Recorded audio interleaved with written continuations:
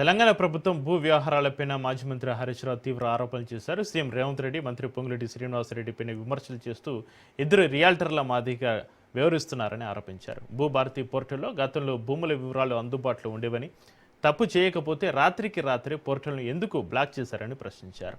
ఎస్ఎండ్ భూములను ఎస్సీ ఎస్టీలకు దూరం చేసే ప్రయత్నం జరుగుతుందని ఆరోపించారు. ఇళ్ల నిర్మాణానికి అన్ని అనుమతులు ఉన్నప్పటికీ కూడా భూములను 22A నిషేధిత జాబితాలో చేర్చారని, లక్షలాది ఎకరాలను నిషేధిత జాబితాలో పెట్టారని విమర్శించారు హరీష్ రావు.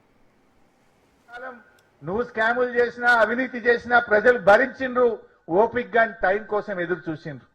కానీ ఇలా పరిస్థితి ఏంటంటే ప్రజల ఆస్తులు లాక్కునే పరిస్థితి వచ్చింది.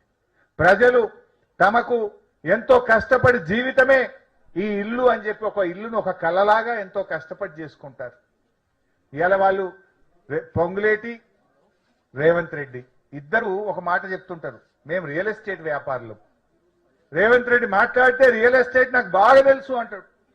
పొంగులేటి శ్రీనివాసరెడ్డి బాగా కాలనీలు కడుతుండు, అపార్ట్మెంట్లు కడుతుండు హైదరాబాద్ లో, ఆయన కూడా ఒక రియల్ ఎస్టేట్ వ్యాపారి.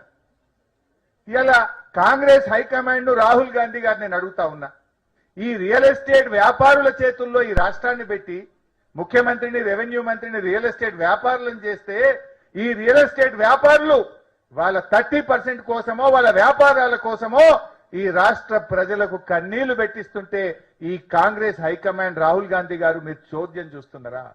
మీకు బాధ్యత లేదా రాహుల్ గాంధీ గారు?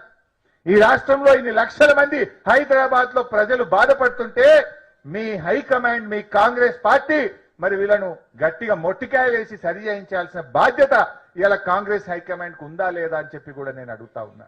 వాళ్ళు అనుకుంటున్నారు మాకు రియల్ ఎస్టేట్ బాగా తెలుసని. మీ ఇద్దరికి రియల్ ఎస్టేట్ తెలియవచ్చు, కానీ బీఆర్ఎస్ పార్టీ నాయకులకు పోరాటాలు బాగా తెలుసు, మెడలు వంచడం బాగా తెలుసు. ప్రజల కోసం మేలు చేయడానికి ఆనాడు కేసీఆర్ 14 ఏళ్లు పోరాడిండు, ఢిల్లీ మెడలు వంచి తెలంగాణ తెచ్చిండు. ఇలా మీరు కూడా మంచి మాట కొద్దీ ప్రజలకు ఇబ్బందులు తొలగించండి. నీకు 15 రోజులు పడుతుంది, నెల రోజులు పడుతుంది, దరఖాస్తులు పెట్టుండ్రి, సొప్పయ్యిండ్రి, 30% ఇయ్యండ్రి, ఈ దుకాన్లు బంద్ చేయండి. తప్పు మీది.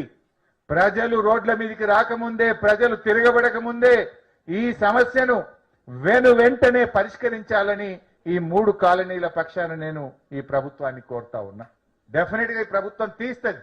తీయకపోతే ఎంత దూరమైన పోతాం, అవసరమైతే ఎటువంటి పోరాటానికైనా, సెక్రటరియట్ ముట్టడికైనా బయలుదేరి మీ సమస్య పరిష్కరిస్తాం. మీరు మాత్రం ఈ 30% ఇచ్చుడో, సొప్పేసుడో, పాల్విండుడో మనకు అవసరం లేదు. మెడలు వంచి ఈ 22A తీయించే బాధ్యత మాది.